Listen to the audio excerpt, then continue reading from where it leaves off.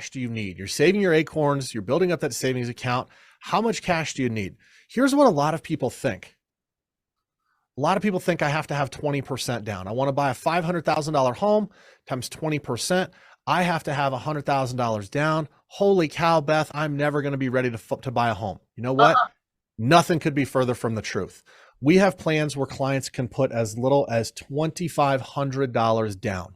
All right. That is $2,500 from the buyer. And then you can get the seller or a down payment assistance program to pay for your closing costs and pay for most of the down payment. There's some trade-offs. You might have a slightly higher interest rate. You may have a silent second mortgage that has to be paid back at some point. But if you are somebody that can't quite get over the hump and save up $10,000, $20,000, $30,000, that's okay. That doesn't mean you can't buy a home. It just means we have to look at some alternatives with these minimum, $1,000, $2,000, $2,500 down payments. What's typical? Typically, we see the client invests about 6% of the purchase price for fees, down payment, closing cost, appraisal, everything. So if you're buying a $500,000 home and you've got $30,000 saved up, that's exactly what you would need to be right in that average typical down payment. Or you might say, you know what, Beth, Joe, I really want to have the lowest monthly payment. Well, in that case, you probably are going to need that 20% down and maybe another 2% of the purchase price to cover all of your closing costs.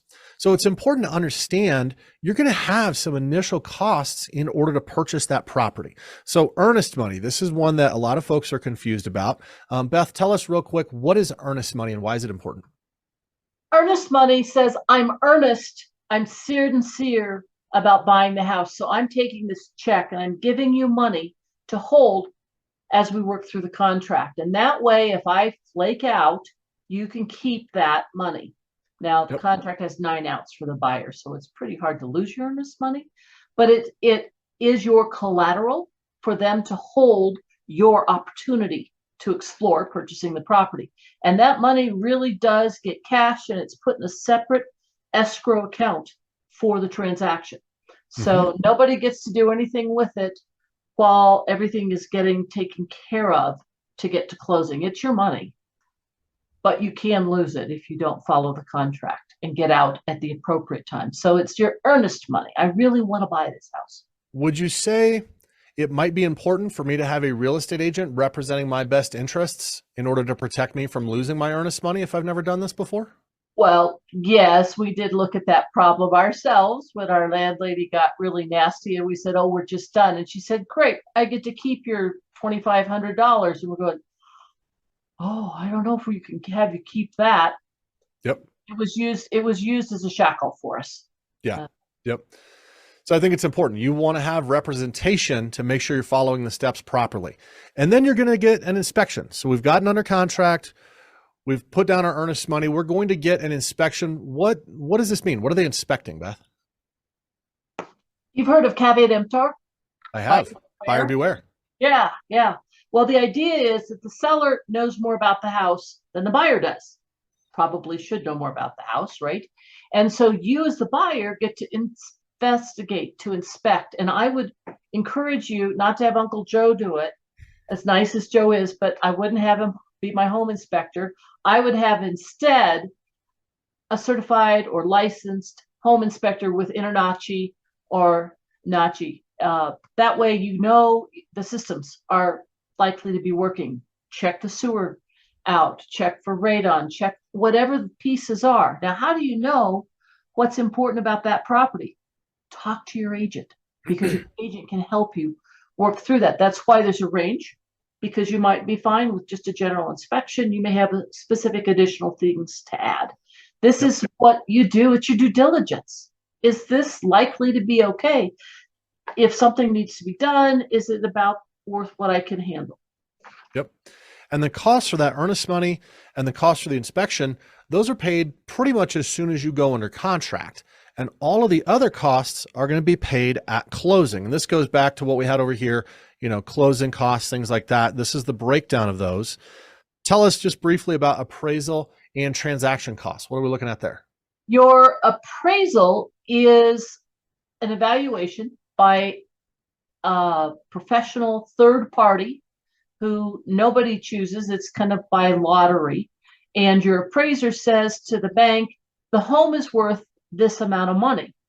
If you're buying it at a lower amount or the same amount, the bank says then they're okay, they're willing to lend the money. But if the appraiser says the home's worth less than the contract price is, then the bank's going to say, Mr. Buyer, you got to make up the difference, or the seller has to drop the price, or you got to figure out something. Yep. Because we're not comfortable lending the money. It's an independent third party that evaluates it.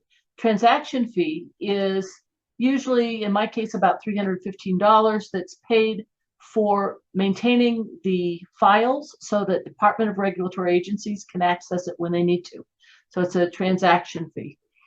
And those are set on the appraisal. Sometimes for quality control, they pull it again as a double check, and that's why it's like double the cost.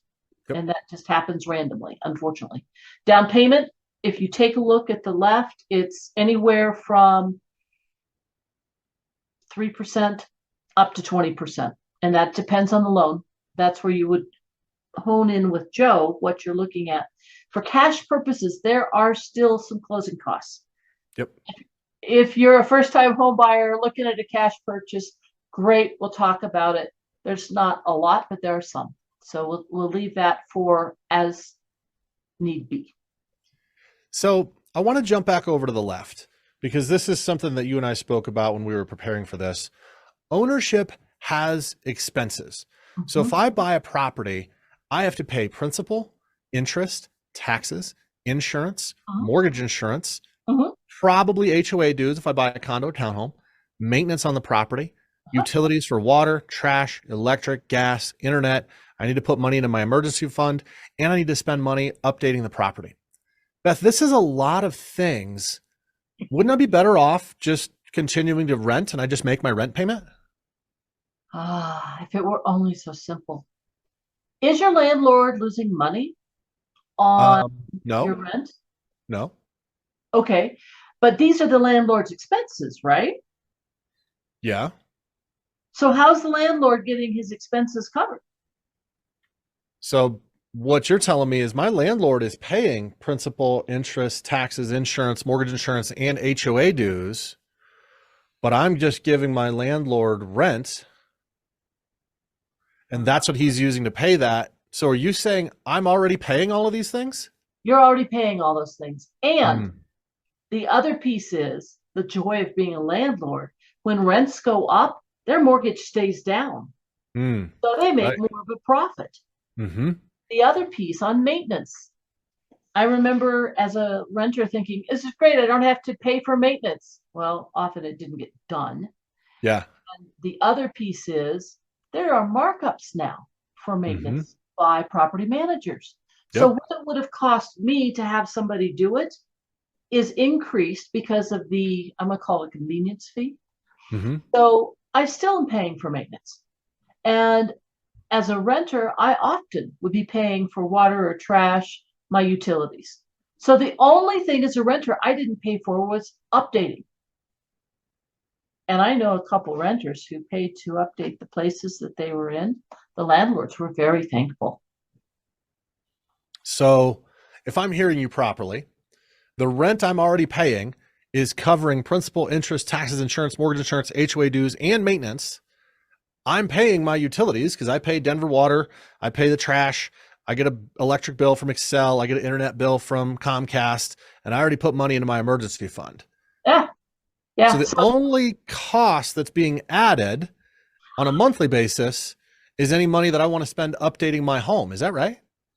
Pretty much. Yeah. It's all hidden. Now, is it possible that the maintenance is not good where you live?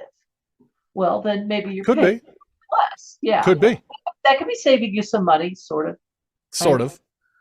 Yeah.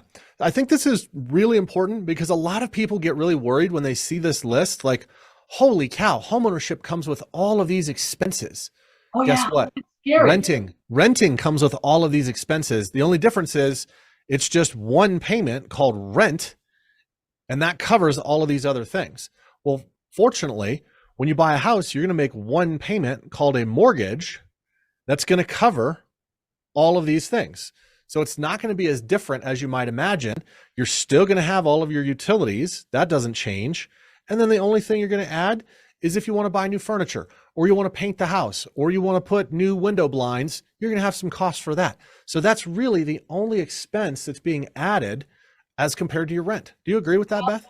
The only expense, except there is the bother that you are responsible for doing it. You can't just bug. That's true.